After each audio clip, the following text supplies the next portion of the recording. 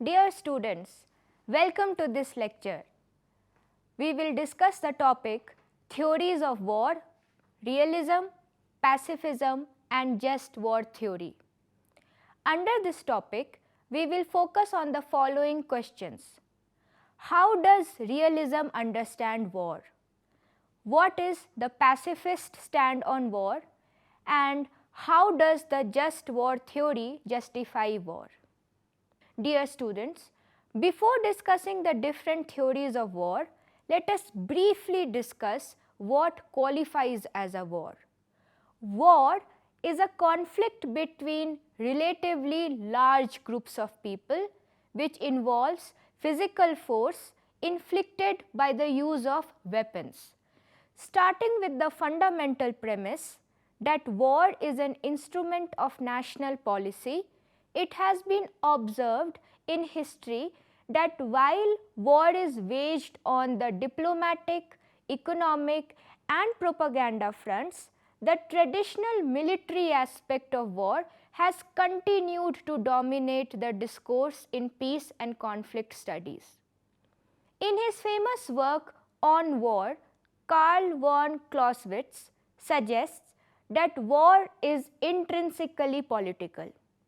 He has outlined the influential conceptualization of war as a continuation of politics by other means, along with a standard definition of war as large-scale or sustained violence between political organizations. In all ages, war has been an essential topic of analysis. In the latter part of the 20th century, in the aftermath of two world wars and the shadow of the nuclear, biological and chemical holocaust, more was written on war than ever before. World War II and the subsequent evolution of weapons of mass destruction made understanding the nature of war even more urgent. On the one hand, war had become a fixed social phenomenon, the elimination of which seemed to be an essential precondition for the survival of humanity.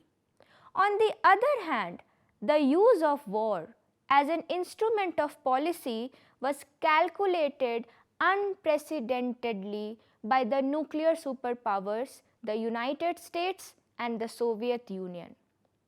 Reflecting changes in the international system, theories of war have passed through several phases over the past 3 centuries. Generally speaking, 3 ideas have dominated the discussion on the morality and justification of war: realism, pacifism and just war theory. Let us first start with realism. According to Vasquez, the realist tradition, which includes intellectual descendants of Thucydides, Machiavelli, Hobbes and Rousseau, has long dominated the study of interstate war. Realism as a theory of international relations claims to explain the reality of world politics. It has dominated the academic study of international relations since the end of World War II. E. H. Carr attacked the dominant idealism of liberal internationalists and inspired realism to emerge as an alternative explanation of international relations. Hans Morgenthau's Politics Among Nations laid a general theoretical framework for realism. The realism of Carr, Morgenthau and their followers is known as classical realism. Realism as a theory argues that wars are necessary tools of statecraft in an imperfect world, and leaders must use them when it is in the national interest. War is wholly rational in a world where the state's survival is preeminent. After all, if one state ceases to exist due to attack or internal collapse, then all other political objectives cease to have any practical relevance. The realist theory of war emphasizes the role of power, self-interest, and competition between nation states as the primary drivers of conflict and war. Morgenthau argues that the concept of national interest presupposes neither a naturally harmonious world nor the certainty of war. Realists argue that states seek to maintain a balance of power to prevent any one state from becoming too dominant and threatening the security of other states. If all nations pursued their national interest, the system would be relatively stable with the balance of power mechanism keeping potential problems in check. Realists argue that wars occur when states perceive that their interests or security are threatened, or when they see an opportunity to gain a strategic advantage over other states. They view war as a rational response to the pursuit of power and security and emphasize the importance of military strength and deterrence in preventing conflict. A vast majority of realists argue that war can come about due to two reasons: through either predatory aggression, in which a dissatisfied state concludes that it can best advance its interests through military force, or through an unintended conflict spiral where two relatively satisfied states, each interested in maintaining security, end up at war because of the escalating conflict spiral. Thus, it can be said that realism assumes that war is unavoidable and a constant element of our nature. In sum, if great powers want to survive, realism advises them to balance against more powerful peer competitors. In this way, it is in keeping with the recommendation of Roman military writer Publius Flavius Vegetius, and I quote, "If you wish for peace, prepare for war," unquote. In 1979, the theory of realism shifted from classical realism to neorealism or structural realism. According to Kenneth Waltz, the father of structural realism, his theory depicts international politics as a competitive system. Waltz located the cause of war in the structure of international relations, unlike the classical realists who traced international conflicts to the natural tendency of political leaders to seek to increase their power. Neorealists argue that war is an inevitable feature of international politics due to the absence of a global authority capable of enforcing peace. States exist in an anarchic international system with no overarching authority to enforce rules and resolve disputes between them. As a result, states must rely on their own military power and strategic calculations to protect their interests and security. Realists advocate the maintenance of capable military force and stress on nationalism. They assert the primacy of the nation state and argue that national security is the most important international issue.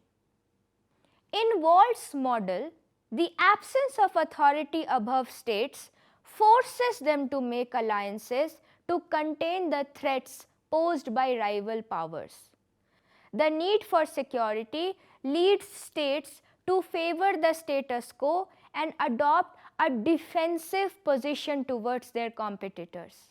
In other words, the international order is determined by the balance of power between states. This view of Waltz is also known as defensive realism. Realists are divided over how compelling anarchic structures and the security dilemma actually are in forcing states into conflictual relationships. Offensive realists like John Mearsheimer argue that the international system is so hostile and unforgiving that uncertainty about the future intentions of the adversary, combined with extreme worst case analysis, leads great powers to adopt offensive strategies and pursue regional hegemony. According to Mearsheimer, states do not cooperate except during temporary alliances, but constantly seek to diminish their competitors' power and enhance their own.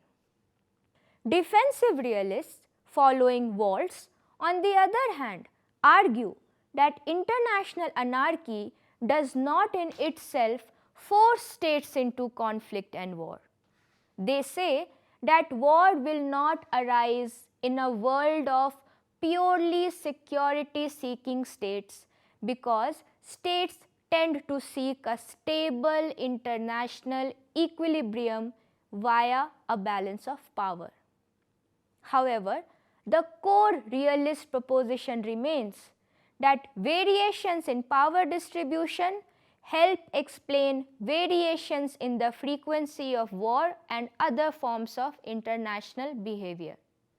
War will occur periodically as self-interested states engage in a competitive process of balancing their power, a process required of rational actors by the condition of anarchy.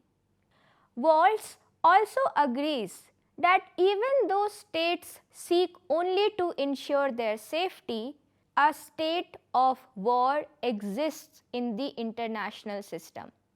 Mearsheimer shares this understanding of international politics, and I quote, "Although the intensity of competition waxes and wanes, great powers fear each other and always compete with each other for power even when states seek only to be secure." Unquote.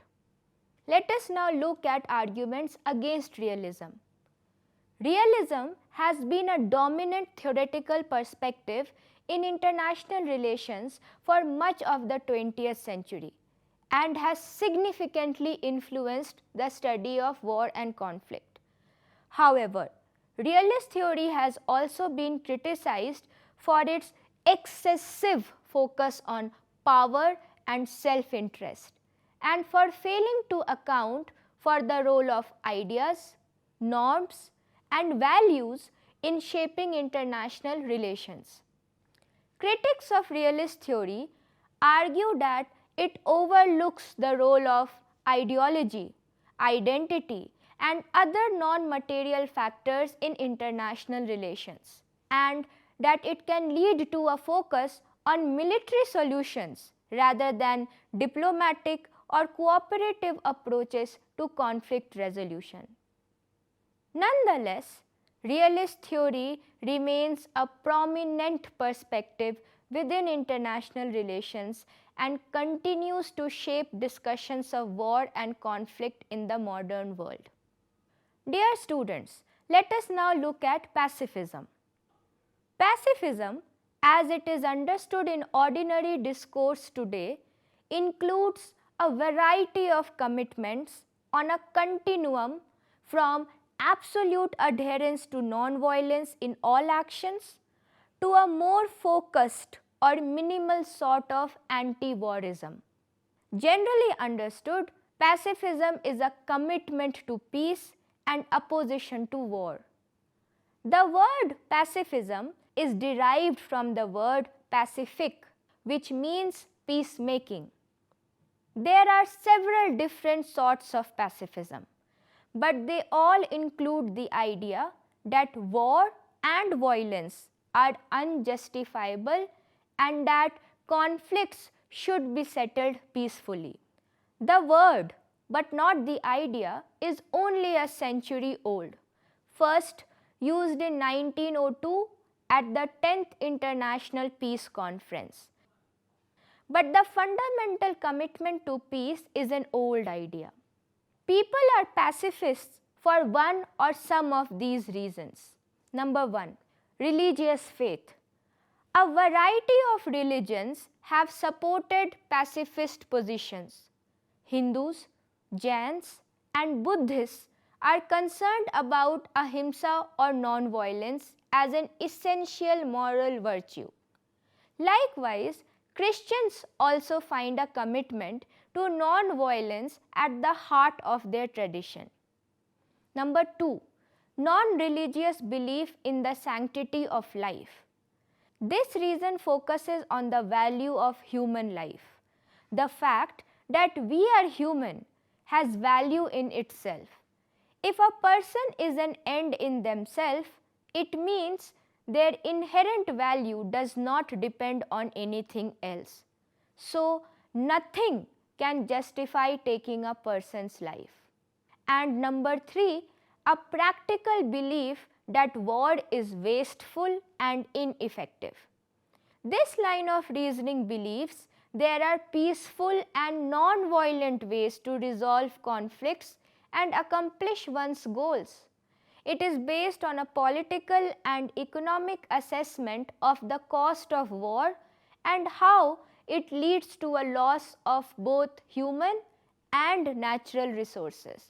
In this way, war is never a wise option for any country.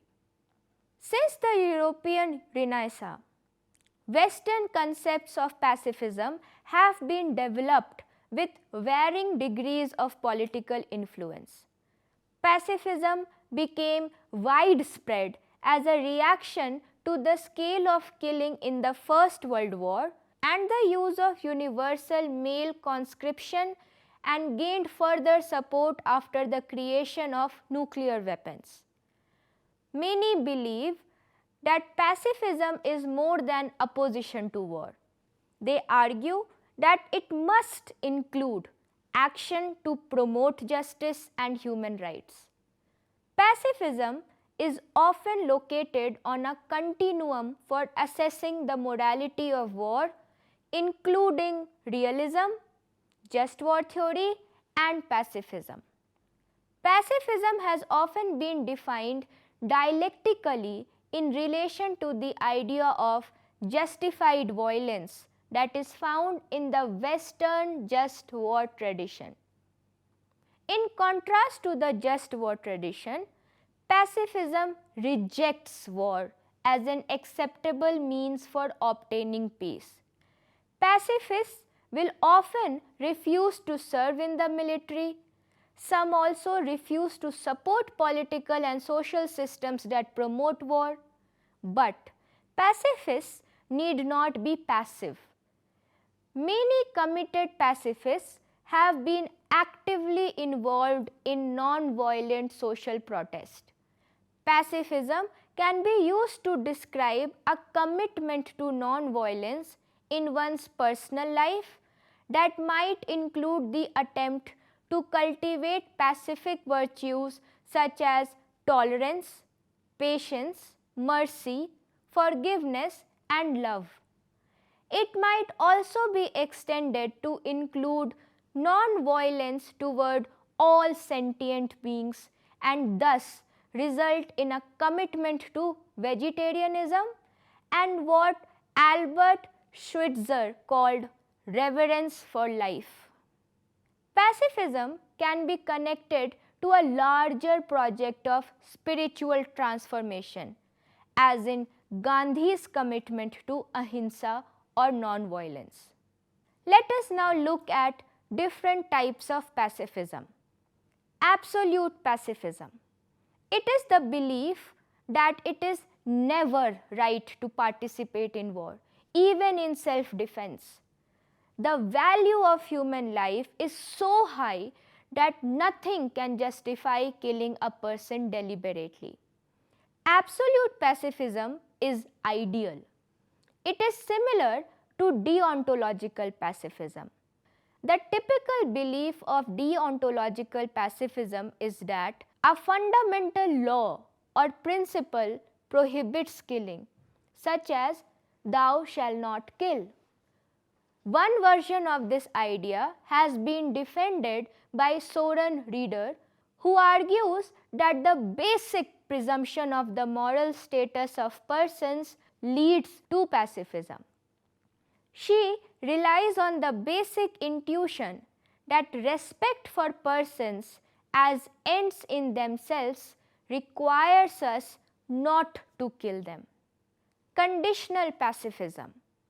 Conditional pacifism admits the use of violence and war under certain circumstances. Though they are generally against war and violence, they accept that there may be circumstances when war is better than the alternative. This bases its moral code on utilitarian principles. The war against Nazi Germany was a war against extreme wickedness, and in 1941, an editorial in the Times Literary Supplement wrote, and I quote, "We have discovered that there is something more horrible than war, the killing of the spirit in the body, the Nazi contempt for the individual man," unquote. Thus, the Holocaust and other industrial scale human rights abuses caused many to think that there could be cases when war was the least bad course of action. Albert Einstein and Bertrand Russell, for example, were both supporters of the war against Nazi Germany, even though each considered himself a pacifist. Selective pacifism. Such pacifists believe that it is a matter of degree and only oppose wars involving weapons of mass destruction, nuclear or chemical and biological weapons, either because of their uniquely devastating consequences to not only human beings but to all living beings, or because a war that uses such weapons is not winnable. Large-scale use of weapons of mass destruction raises the prospect of eradicating humans as a species. Active pacifism. Active pacifists advocate peace. Such pacifists are heavily involved in political activity to promote peace and argue against violence and wars. During a war, many pacifists will refuse to fight, but some will take part in activities that seek to reduce the harm of war. Example, by driving ambulances or giving medical aid and the like. But other pacifists will refuse to take part in any activity that might support the war. Let us now look at arguments against pacifism. Number 1. Pacifism cannot be a national policy. Pacifism as a national policy for a nation is almost unheard of. It will only work if no one wants to attack your country or the nation with whom you are in dispute is also committed to pacifism.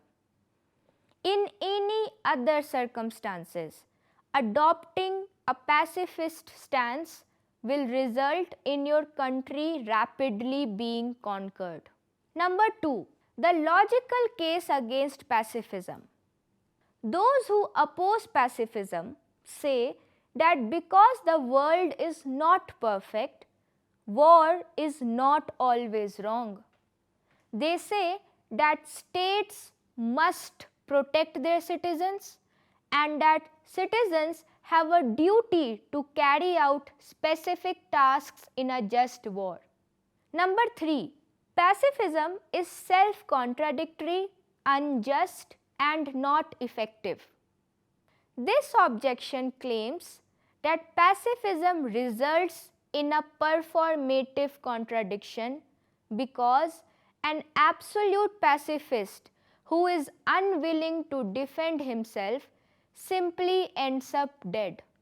President Barack Obama articulated this objection to pacifism in his Nobel Peace Prize acceptance speech. He claimed that pacifism could not guide a head of state.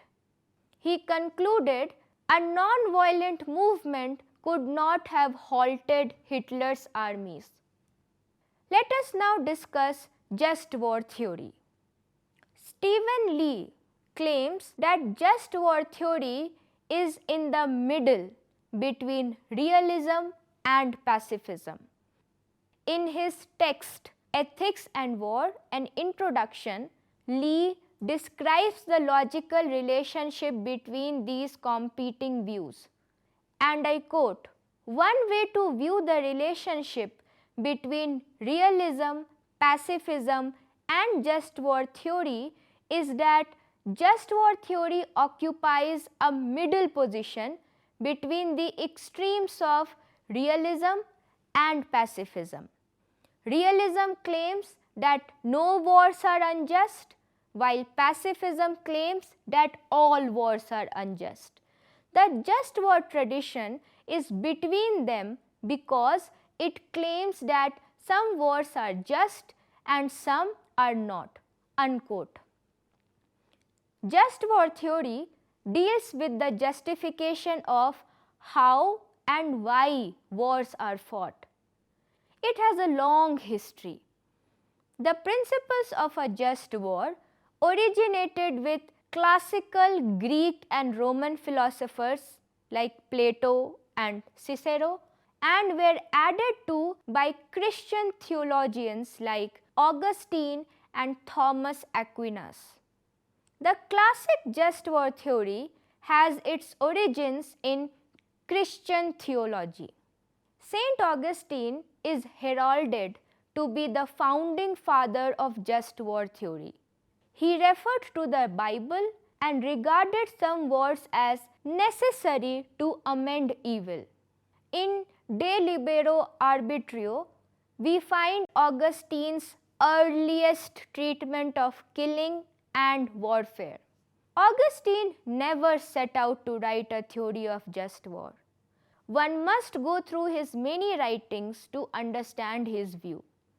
In doing so, it becomes clear that Augustine had a well-reasoned and thoughtful opinion, in that his writings have great consistency. Overall, Augustine's theory of just war is compelling. Augustine's theory of war allows for wars that protect, rebuke, and defend, and thus war is seen as neither glorious nor praiseworthy, but as a means to peace. A truly good ruler, therefore, will refrain from wars of aggression, conquest, and plunder. He will wage only just wars, both in the conduct of the war and in the making of peace. He will strive to attain a just peace, which will punish the evildoers and the aggressors without being cruel or vengeful, and which will consider the interests of the conquered as well as the victors. The main type of war which is just, according to Augustine, would be those of defense, where the aim is only to prevent or to punish the unjust actions of the aggressor. As such, war is merely taken up in response to sinful aggression of another nation. Augustine tried to reconcile Christian pacifism with the world as it was, to bring together the pacifist teachings of Jesus Christ and the obligations of Roman citizens, including Christians, to fight for their country when required. Augustine accepted that there would always be wars. He thought that war was always a sin, and if there had to be a war, it should be waged with sadness. Saint Augustine's just war theory involves 8 principal elements. 1. A punitive conception of war. 2. Assessment of the evil of war in terms of the moral and evil attitudes and desires. 3. A search for authorization for the use of violence. 4. A dualistic epistemology which gives priority to spiritual goods. 5. Interpretation of evangelical norms in terms of inner attitudes. 6. Passive attitude to authority and social change. 7. Use of biblical texts to legitimate participation in war. And 8. An analogical conception of peace. The most systematic exposition of the just war theory in the Western tradition was outlined by Saint Thomas Aquinas in the 13th century. In the Summa Theologicae, he presents the general outline of what becomes the traditional just war theory. He discusses the justification of war and the kinds of activity permissible in war. Saint Aquinas revised Augustine's version, creating 3 criteria for a just war. Number 1. The war needed to be waged by a legitimate authority. Number 2. The war needed to have a just cause. And number 3. The war must have the right intentions. Traditionally, just war theorists divide their inquiry into reflection on the resort to war, or what is known as jus ad bellum, and conduct in war, which is known as jus in bello. More recently, they have added an account of permissible action post-war, or what is called jus post bellum. Traditional just war theory construes jus ad bellum and jus in bello as sets of principles, satisfying which is necessary and sufficient for a war's being permissible. Jus ad bellum typically comprises the following 6 principles. Number 1. Just cause. The war is an attempt to avert the right kind of injury. Number 2. Legitimate authority. The war is fought by an entity with the authority to fight such wars. Number 3. Right intention. That entity intends to achieve the just cause rather than using it as an excuse to accomplish some wrongful end. Number 4. Reasonable prospects of success. The war is sufficiently likely to achieve its aims. Number 5. Proportionality. The morally weighted goods achieved by the war outweigh the morally weighted bads it will cause. Number 6. Last resort or necessity. There is no other less harmful way to achieve the just cause. Typically, the jus in bello list comprises: number 1. Discrimination. Belligerents must always distinguish between military objectives and civilians and intentionally attack only for military purposes.